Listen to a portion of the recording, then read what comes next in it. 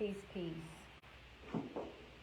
Peace, everybody. It's your girl, Morgan Renee Myers, tuning in with you all for another reading of Storytime with Morgan. We're still in the book Trying to Sleep in the Bed You Made by authors Virginia D. Berry and Donna Grant. We are now in chapter 6. The last two chapters I had a few issues because I was outside trying to read and the phone overheated. And I tried to use CapCuts to put videos together because I think chapter 4, I ain't no thing it did. Chapter 4 got split up because it overheated and then I came back. So I haven't been able to upload that to my YouTube. But in general, if you go to my YouTube channel, Morgan Myers, or type in Storytime with Morgan, you'll see the red logo with the yellow M inside. It's from my brand Morgan. And you can catch up on all these readings, minus chapter 4. And previous readings. I have some other amazing reads on there, mostly by Black authors. I'm going to be switching it up. I'm going to be reading some books by some non-colored authors soon, but for now, it's based in honoring Black authors. But let's get into chapter 6 of Trying to Sleep in the Bed You Made. Marcus was right. Gail locked the apartment door behind her and pressed the key to her cheek. He left it under the mat because he said there was nothing to steal. I can make it cute, though. Oranges and recent sweat scented the air. Gail put down her overnight case and set a grocery bag on top of the copy of the Sporting News that lay open on the card table just outside the closet-sized kitchen. In the living room, drawn shades blocked the April sunlight, and Gail made a note to measure for curtains. The brown tweed sofa looked like something had chewed the cushions, but she decided a nice throw would fix that. The stereo and an old TV with foil balls at the tips of the bent antenna sat on green milk crates filled with magazines, records, and books. Actually, the place looked neat considering he'd only moved in 2 weeks ago, just before the beginning of his second season in baseball. Marcus had sounded blasé when he phoned from Florida, but Gail did the boogaloo when he said he was playing for the Suns, the Orioles, AA team. His progress was taking longer than she figured. But with only one more step before the majors, Gail decided it was time for some steps on the home front, like a proposal, a diamond ring engagement, and a wedding. This morning, Gail navigated turnpike traffic, fantasizing her escape from home in the dinky room with the pitiful little twin beds. She was so involved in choosing between traditional and modern furniture for her first house as Mrs. Carter that she almost missed her exit and would have ended up in Princeton, where her folks thought she was this weekend anyway. She visited Pat a few times, but Gail couldn't stand those Princeton people with their noses in the air, and Pat was getting just like them, acting like she knew everything worth knowing. It was a great cover, though. Her parents told her to drive carefully, call when she got there, and have a good time, and Pat would never be the wiser. Gail felt a shiver when she tiptoed into his bedroom. Marcus had weights and a training bench in one corner. Their prom picture propped against a bottle of English leather on top of the battered oak dresser made her smile. Lightly, she fingered the other things he piled there: a Sun's season schedule, a carved ebony afro pick, cherry chapstick, and a box of chiclets. Her hand froze when she came to the Polaroid of Freddie, faded and creased, like it had once been folded very small. Now it was mounted between two pieces of glass with shiny black tape pressed around the edges to seal them. Freddie leaned against a handball court where he had written "Ready Freddie" in black spray paint. His hands looped over either end of the baseball bat he had balanced across his shoulders, and he smiled in that sly way he used to think was cute when she was a little girl. Smiled in that sly way she used to think was cute when she was a little girl. She hadn't thought of Freddie in a long, long time. It was like he had been a part of somebody else's life. His gym bag, that gym bag, lay at his feet. She turned away. Across the room, set on the floor, was a double mattress and box springs, neatly spread with a red Chanel cover. I guess that's where it'll be. Sometimes she imagined their first time would be in a shiny brass bed lit by the golden glow from the fireplace. Deep stairs would lead to long kisses, then the music would swell. The next morning the birds would sing and they'd awaken each other's arms. Gail never really thought about naked flesh. Their bodies together would do a graceful, perfectly choreographed dance. Brenda told her she was crazy. Sex is not some damn ballet. Sex is not some damn ballet. It's about the boogie fever. There's some grunting and some licking, some sweating, and a whole lot of funky stuff. By the time he turns you loose, your hair be standing all over your head, and girl, you feel so good. You know why your mama tried to keep you from knowing about it. That might be how she does it with her Sergeant Dexter, but not me and Marcus.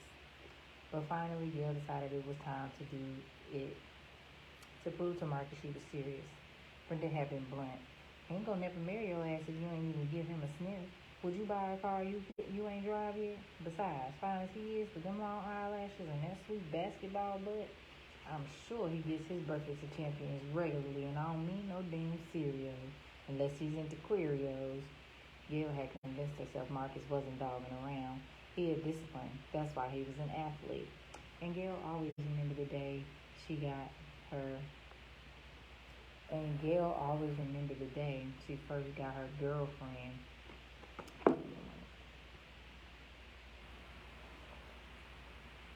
What? And Gail always remembered the day she first got her girlfriend. Her mama brought her, her period, I guess. Her mama brought her tea and toast with her homemade apricot preserves in bed, along with her own lavender box of Kotex.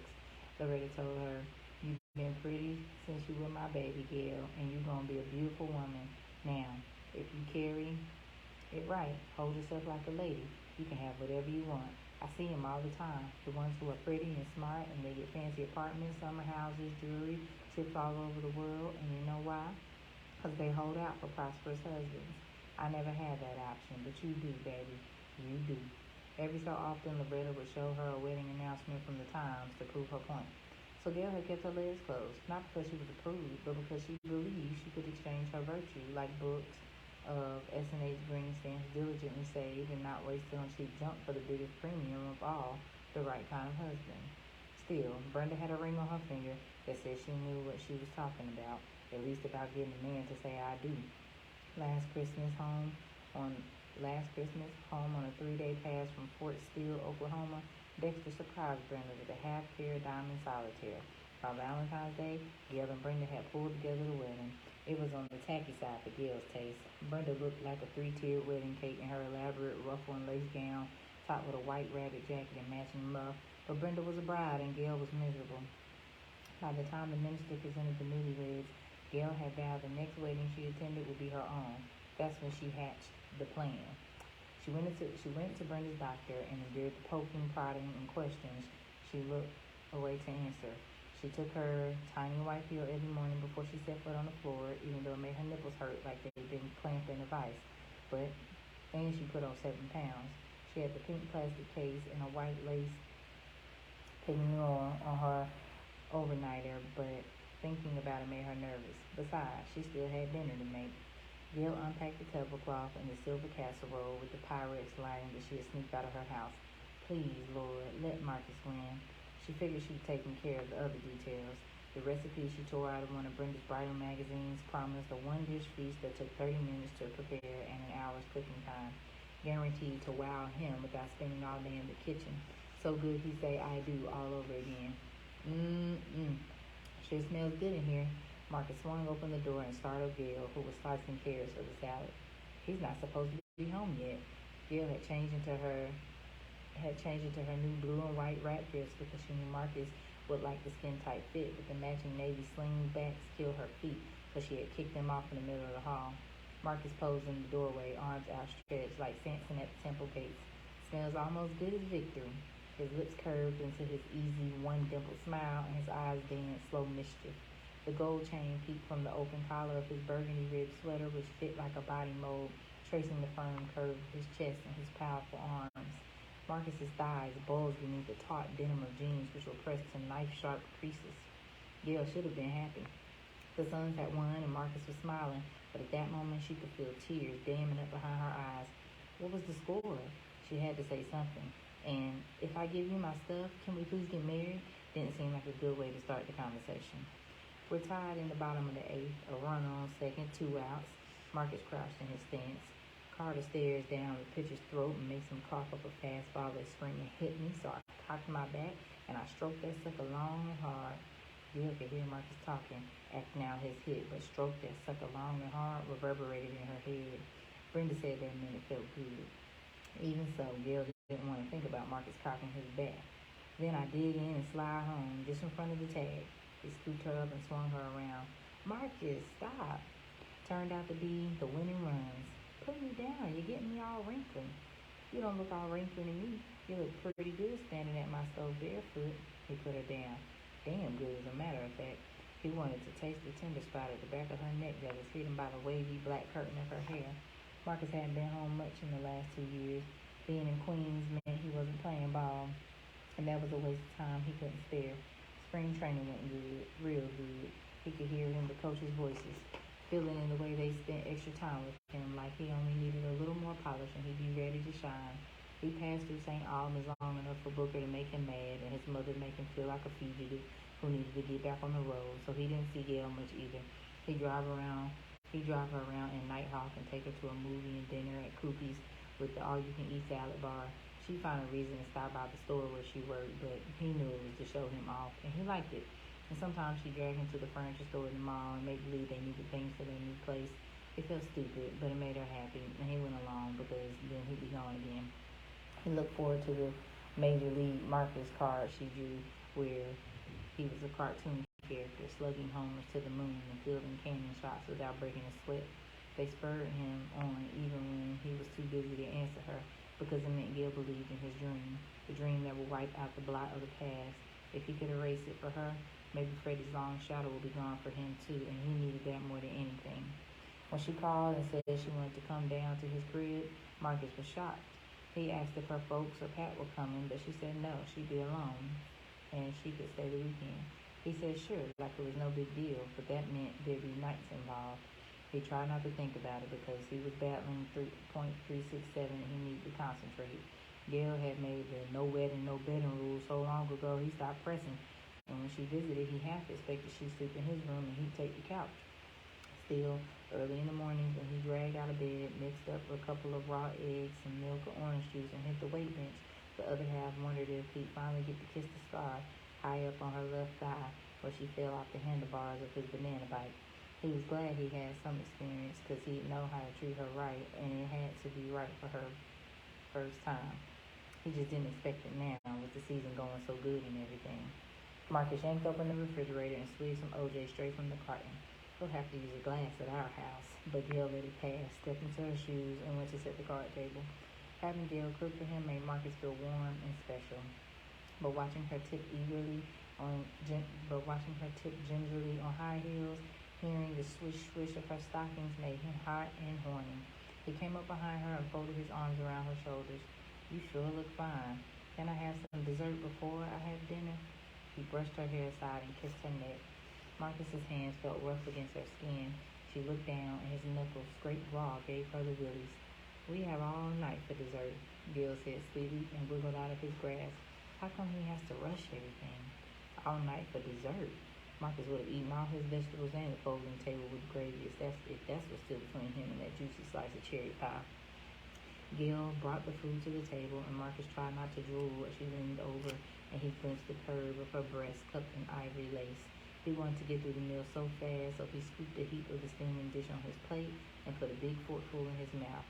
I knew this was going to be good. What is it? Honeymoon casserole. The food in his mouth became a wad of tar, hot, thick, sticky, and impossible to swallow. Then Gail started babbling about Brenda's wedding and what she would have done different. I thought you liked it. Gail looked disappointed as Marcus put down his fork and stared at the plate. No, it tastes great. I'm just not real hungry. Happens all the time after a game. What's all this wedding shit about? He wanted to change the subject, but decided to keep it mellow and let it ride. So he picked and chewed, hoping the food wouldn't strangle him. Gail brought out wedding pictures and gave him a blow-by-blow of how Brenda just about put the bouquet in her hands. The rest of the night, people kept asking when our wedding was going to be. Guess they'll be waiting a while, Marcus answered. The hollow clack of forks on Mel Mac filled the silence when Gail erupted. How long do you expect me to wait, Marcus? Am I supposed to follow you around forever? Look, Gail, we talked about this. His voice dropped and got edgy. I'm not marrying you or anybody else till I make it to the show. Anybody else? What's that supposed to mean? It's not supposed to mean anything. I told you from Jump Street this was going to be hard, and you said you were down for that. But we could at least set a date. Do you know the day I'm going to be in the Orioles uniform? Because if you don't, we can't set no date. I gotta stay focused so I don't blow it. Marcus got up, went to the living room, and turned on the TV. Gail chewed her bottom lip and fumbled with the placeholder pearl and diamond shaped ring on her third finger left hand. She'd been going with Marcus since 7th grade. Guys still flocked to her like bees to a rose bush, always hovering, buzzing, trying to get the nectar. She had turned down the dates and ignored all the raps because she knew she was supposed to be with Marcus. All she needed was a more definite status because after 2 years, fiancé sounded tired. Gail stood resolutely, got her overnight bag, and slipped into the bathroom to change into her peignoir. I don't know if I'm saying that right. Peignoir. Peignoir. She appointed her temples with tea rose perfume, freshened her lip gloss, and opened the door. At that moment, the fear of finally giving it up was knocked out of the box by the sheer terror that Marcus wouldn't propose. Deep, slow breathing accompanied the TV voices. Marcus sprawled on the sofa, asleep. Gail struck a Hollywood pose and whispered, "Marcus," until his eyes fluttered open. "Hope you like this better than dinner," Gail cooed. Marcus sat up slowly, Gail locked in his laser gaze. "Ain't this some shit?" He rested his elbows on his knees. "Where the damn bridesmaids, Gail? You got a preacher in the closet too?" "But Marcus, I thought..." Tears pulled in her eyes, and she pulled the filmy coat around her like it would shield her from his harsh stare. "Thought what? Am I stupid or something? You cook up some shit called honeymoon casserole. Honeymoon casserole. Come on, Gail. Now you standing here looking like here comes the damn bride in a nightgown. I ain't never seen you in flannel pajamas. You've been telling me not till we married so long, I don't even ask you. Now you think I'll give him some and he'll be on his knees proposing? Do I look like some kind of chump? I don't need this shit." Marcus looked away in disgust and strolled to the bedroom. "It's always about you," Gil followed him. "You and your precious baseball. What about me? What am I supposed to do?" Do whatever you want. I'm not your daddy." He picked out his hair with short, angry stabs. "Don't you want me, Marcus?" Her voice quivered and a swollen tear rolled from the corner of her eye. "It ain't about that." He turned to her. "You know, I could take what you waving in my face, tell you, 'Yeah, baby, let's get married.' And what you gonna say if I come back later and say, 'Too bad, I changed my mind'?" Gail couldn't even part her lips. "That's exactly right. You couldn't say or do nothing. But it ain't about that. It's about what I gotta do first. If you can't live with that, it's on you." "I've been living with that, Marcus. You're about 4 months. You're away for months. And you only call me when you want me to feel sorry for you. Did you ever once think how hard that is on me? On Saturday nights when everybody else is going out, I'm home watching The Love Boat. And it's not 'cause nobody asked. They ask me all the time. Is that supposed to be a threat, huh? 'Cause I got enough pressure and I don't need no more from you. You want to go out on a Saturday night? Go." Marcus threw the comb on the dresser. "You think I won't? Check this out, Marcus Carter. Either we set a date or, or what?" Gail swallowed hard. "Or it's over." They glared at each other for a heartbeat. Then Marcus shrugged. "Bye." He so harsh. He brushed past Gail into the hall. "That's all you gotta say? Bye? I wasted all this time waiting on you and you tell me bye? Well, you know what? It's a good thing, 'cause I would have wasted a bunch more years and you still be playing Little League until you're too damn old and end up dragging a mailbag like your daddy." "Oh, no she didn't." Marcus stopped stone cold in his tracks. His arms hung heavy at his sides, weighted by his fists, balled up rock hard. Only his jaw moved, clenching and unclenching, working to dissipate the fury that rose in him, slow and hot like lava. Without looking at Gail, he snatched a black leather jacket from the hall closet. He yanked the beer from the refrigerator door, popped the top, and chugged a lug to the bottom. Then tossed the empty in the sink and put another in his jacket pocket. "Where do you think you're going?" Gail blocked his path. "Get out my face, Gail." His voice mumbled, low and threatening. Gail retreated and watched his back heading to the door. "You can't just slam. Leave." "He'll be back." He wouldn't walk out like that. She stood stupefied until the engine roar and the screech of tires woke her, heart thudding wildly from her cozy dream like a big, rude alarm clock early on a Monday morning. This isn't the way it's supposed to happen. Great sobs rained a flood of tears down her face. What should I do now? This afternoon she was decorating a love nest, but now it felt like a house of horrors with dingy walls and shadows that lurked in the corners. Then she got the lightning bolt. I'll fix him. I'll leave. Gail tore off her gown and got dressed. She dumped leftover casserole in the kitchen sink, shoved the dirty dish and the balled up tablecloth in her suitcase, and split. He'll be sorry when he gets back. Tomorrow he'll be begging me to forgive him. Gail was on the highway when it occurred to her she didn't know where she was going. Her folks weren't expecting her until Sunday. Shoot, I never called them. But she wasn't in the mood to go home anyway. What could she say? I stole your dish and tried to get Marcus to sleep with me because I'm tired of waiting to get married, but it didn't work out. She couldn't even say that to herself. Besides, she was supposed to be with Pat. Pat. Gail remembered the Princeton signs from her drive down. I'll go see Pat. After 2 stops for directions, she finally arrived at Pat's dorm, feeling tight as a rubber band, just about to snap. Not in her room. It's after 11 o'clock. Where could she be? Pat's absence hadn't entered into Gail's plans. Out having fun is my guess. The desk monitor doodled eighth notes in the margin of the chemistry textbook. You've heard of the term weekend? Gail about sucked the feeling out of her left rear molar. You can wait or leave a message, and you can take your butt off your shoulder. I'll wait. Gail half-read bulletin boards, paced the lobby, and dredged up the agonizing details of her day. Finally, she saw Pat strolling up the path and raced out to meet her. Pat froze, and Gail plowed into her, knocking the backpack off her shoulder. Where the hell you been? Your parents have been calling here all day, and I've been lying to cover your ass. I know. I gotta call him. I was going to stay with Marcus, but we had this big fight. Shit. Gail, don't scare me like that. I didn't know what the hell was going on. I was beginning to think something was really wrong. It is really wrong, Gail shrieked. We broke up. Pat shut her eyes and traced circles on her temples. I got a lab report and a paper due next week. I don't have time for a damn soap opera. Shit, I need some damn coffee for this. Gail launched headlong into the day's events as Pat led her down Nassau Street to PJ's Pancake House, grabbed a booth in the back, and ordered a double espresso. Gail got hot chocolate. I thought you were going to quit, Gail said as Pat unbuttoned her navy blue blazer and removed a pack of cigarettes and a Zippo lighter from her shoulder bag. Yeah, well, Pat tapped the pack against her index finger and withdrew a cigarette from her lips. Gail shrugged. It's your life. Uh-huh. Like an often repeated ritual, Pat flipped the steel lid with her thumb and flipped the flint wheel, igniting a blue-white torchlight flame. She lit up, then snatched the cap closed. First of all, are you using anything? You know, birth control? Of course, Patricia. Do you think I'm stupid? I can stop now, though, since... All right, let me get this shit straight. You actually thought if you dropped that quarter you've been squeezing between your knees, Marcus would be so grateful he'd marry your ass? Like most sophomores, Pat took her First Amendment right seriously, and freedom of speech meant the right to curse without restriction. She pulled hard on her cigarette, leaned into the corner of the booth, and slowly exhaled. Do you have to put it like that? Gail asked. If it's the truth, wear it. It's just that we've been going together forever. You know that. And I thought, if I... Gail messed it up again, took a napkin from the chrome dispenser and blew her nose quietly as the waitress placed their mugs on the table. I was really going to do it, Pat. I was. You know, going to have sex with him. I really was. Fast Willie flashed through Pat's mind. Her next couple of sex explorations were pretty lame, too.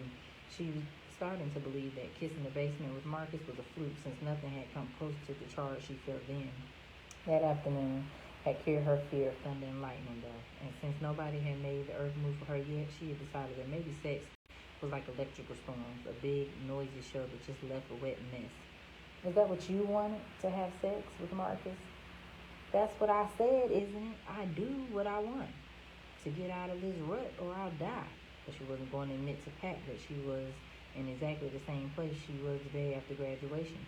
It's just that Mom and Daddy never shut up about how well you're doing and how you met Turner Hughes like he's a movie star or something. Brenda had her stupid no-class wedding. Now she's pregnant and moving to Germany. Marcus gets his name in the papers, and he's even seen on TV, but nothing is happening to me. Oh, okay. So this is written in italics. So this is what she's thinking in her head, but not saying to Pat. So let me read that again. That's what I said, isn't it? I do what I want, to get out of this rut or I'll die. She wasn't going to admit to Pat that she was in exactly the same place she was the day after graduation. It's just that Mom and Daddy never shut up about how well you're doing and how you met Turner Hughes like he's a movie star or something. Brenda had her stupid no-class wedding. Now she's pregnant and moving to Germany. Marcus gets his name in the papers and he's even seen on TV, but nothing has happened to me. That's our inside thoughts. So if that wasn't there, this is how it would read. It's just that I'm tired of waiting. So what are you going to do now? When he calls looking for me? Why should he? You told him marry me or else, and he said else. He's going to call. And if he doesn't, he will. Why does Pat have to pick things apart? Gail was tired, prickly, and unwilling to entertain the idea that Bob was the end to her dreams. Fine, keep waiting, but if I'm not mistaken, you just told me you were tired of waiting. Gail rifled the package of sweet and low. Gail grabbed her backpack and handed Gail the check. Let's go. If I drink any more coffee, I'll be awake till I graduate. Gail lay awake in the sleeping bag on the floor. Used to be they both have stayed up clearing the air under cover of night, but despite the caffeine, Pat fell asleep in minutes. Her roommate snored, and Gail couldn't have conceded her doubts anyway. In hopeful moments, she imagined Marcus coming home, probably with flowers, looking all sheepish. He'd be shocked when she wasn't there, but the vision would dissolve into the shadows and big white letters like skywriting across the darkness. Asked, what if he doesn't call? What do I want to do? She tossed and turned, doing mental somersaults to avoid the obvious answer. She didn't know, because since 7th grade she hadn't imagined the future without Marcus. By morning, Gail felt the death on ride, the constant drone from the shower across the hall, accompanied by shouts, doors slamming, and a phone somewhere that rang nonstop, drove Gail out of bed. How can Pat live like this? While rummaging through the clothes piled on Pat's chair, Gail noticed an old-timey picture in an ornate wooden frame on the desk. She wondered who the woman was as she pulled on a rumpled Princeton sweatshirt and went out to look for a payphone. Her mother answered and fussed at her for not calling sooner. No, Marcus hadn't phoned, and when was she going to bring her tail home? I hate it when they treat me like a child. He hasn't even checked to see if I'm all right. Pat was sitting up in the bed with the window open, blowing lazy smoke rings and removing the pink sponge curls from her hair when Gail got back. When's the execution? Come on, Pat. He didn't call yet? No. It's early. Give him time. I guess. Gail wanted to change the subject. Who's that in the picture? You haven't met Great-Grandma Reed? Pat's roommate, Jill, a redhead with braids that crisscrossed on top of her head like handles, was stuffing a month's worth of laundry into a dingy canvas bag. Gail raised an eyebrow. This was definitely not my Ray, and to her knowledge, the rest of Pat's family tree was a stump. It's the most amazing story, even though there'd be no role for me. I keep telling Patricia she should write a play about her family, especially her. Jill nodded toward the picture. Working her way through medical school as a laundress, I couldn't do it. I hate laundry. She pulled her sack out the door. See, you told her that? Helps level the playing field. Who knows? Pat lit another cigarette with the first one. What happened to your afro? You know all that black pride stuff? Neat rows of tight, shiny curls framed from the grid left by the rollers. There's more than one way to make a point, and I have to think about my future. Dress for success and all that. Anyway, I took this kid from Lawrenceville and math twice a week. His mother's a hairdresser, so instead of the lousy $4 an hour, I get a retouch every 6 weeks, shampoo and set every 2. He'll only half listen. So you think he'll really call? Ever again? Probably. Will it be the same? I don't know. Is that what you want? Pat scrubbed out the butt against the bottom of her clamshell ashtray. I think I want to go home and not talk about this anymore because you just want to be right. For the second time in 12 hours, Gail dressed quickly. Next time I'm your cover, let me know, okay? Yeah, okay. Gail headed out the door, but Pat yelled down the hall. Call me when you get home. I'm not a daggone baby. I can get home. I got myself here, didn't I? But Gail's bravado didn't last until she got to her car. Everywhere she looked, couples strolled, arms casually draped around waist, mocking her. This is supposed to be the morning after we... Gail slammed the car door. Later for him. The Mustang sputtered before it turned over, so she gunned the engine, which sounded like she felt, then nosed onto the congested 2-lane road that ran down the center of town. She wanted to be far from the Ivy Twin campus, but traffic crawled, stopping for pedestrians who crossed that wheel like they owned the road. Dad, they can't even cross the street like other people. A gang of students jogged off the curb. Gail slammed on the brakes, laid on her horn. They looked at her like she was uncivilized. I'm supposed to wait while you take your sweet time? She yelled, but Marcus wasn't there to hear. She made a beeline for Route 1, wiping tears, replaying snippets of the fight, and adding what she should have said to Marcus. After 10 miles of clear road, she was convinced that there would be a remorseful message from Marcus waiting when she got home. So she put on some speed, put a half hour into the trip. The car sputtered, and she barely made it to the shoulder before the engine died. She turned the key and prayed, but the engine coughed in reply. Then she scanned the gauges. It can't be empty. I filled up before I left Queens. She'd been too distracted to notice gas stations along the route, and that the auto club card her father gave her was useless without a phone. Even she didn't believe she had another tear left, but the burden of all that had gone wrong in the last 24 hours settled on her shoulders, and she couldn't carry it anymore. Are you all right? Gail flinched and sucked in her breath to hold down the screen that was lurking. She didn't know how long she'd been hunched over the wheel. I didn't mean to scare you. Do you need a doctor? No. Her father had given her the drill. Lock the doors, roll up the windows. Her eyes darted side to side. They are. And most important, don't open for nobody but cops, and then only if they look right. She saw a big platinum Lincoln parked in front of her. Are you having car trouble? Even though he had to shout, the voice was rich and warm as hot buttered rum. No, she yelled back. So you stopped by the side of the road for fun? It's none of your business. I'm not going to hurt you. Why don't you try to start it? You should be another son of Sam. You could be another son of Sam for all I know. Who said my car won't start? Do I look like I'm packing a gun? Arms akimbo, his hands rested on his waist, holding open his silvery gray suit coat. Gail's eyes traveled up the black turtleneck, finally reaching his face, and a sigh escaped through her lips. His skin was the glossy golden brown of peanut butter, kind of salty, kind of sweet. Smoked amber shades resting on a wide pyramid of nose obscured his eyes and brought her attention squarely to his mustache, a thick, silky black canopy that curled luxuriously over his top lip. He smiled and revealed even rows of the prettiest teeth she had ever seen. You is fine. I shouldn't be thinking that. Looks can be deceiving. He chuckled. You're a pretty tough customer. You know the nearest gas station is about 5 miles down the road. 5 miles?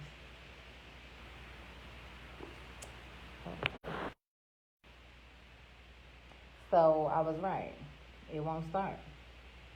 It would if I had some gas, but I'm waiting for a tow.